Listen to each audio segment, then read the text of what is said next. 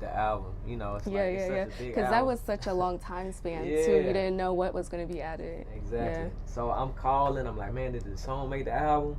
And you know, Mac Main was like, it's a strong possibility. It's like, man, I don't want to hear You're that. like, So yeah, I was just excited just to be a part of that project. yeah. And my last question, what advice would you give in general to young creatives or young producers who are looking to get into the game, might need to protect their rights and, can easily be taken advantage of? Well, it's more so than anything is being unique and being original. Mm-hmm. I always try to stress to the younger generation. Me being a producer, I've been in the game like 15 years now, Mm-hmm. and I think the reason I have stayed around so long is because I have a sound. I have my own, distinctive sound. Mm-hmm. So I always encourage up and coming creatives to just come in and bring your own unique sound. The game needs, different things need different people to be unique. So I always encourage that.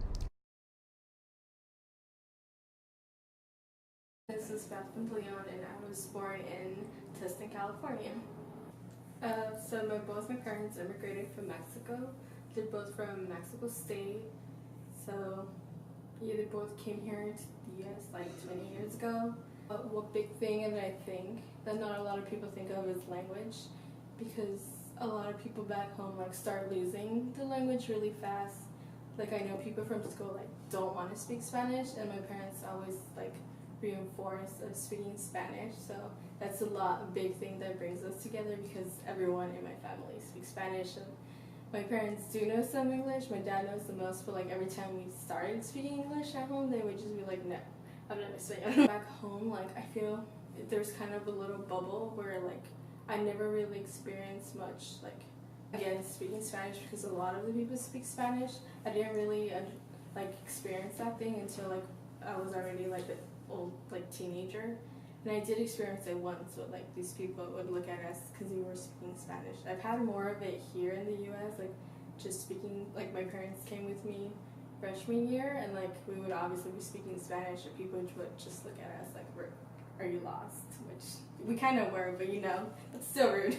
Like my mom, I wasn't there, but my brother said that one of the people like helping was like being racist against my mom, because he was like, oh, your name isn't spelled exactly like I'm gonna call like immigration. My mom was like, okay, whatever, call them, I have nothing to hide, but like it's just a tiny mistake. Most part about like how close the community is, because I know like Hispanics, especially I don't know, Mexicans are very like close and family oriented. Like no matter what happens, whatever you need, like they're always there. Like my mom calls me every day. Like my dad, he's like, anything you need. Like my brother checks up on me. He's like, how your class is going.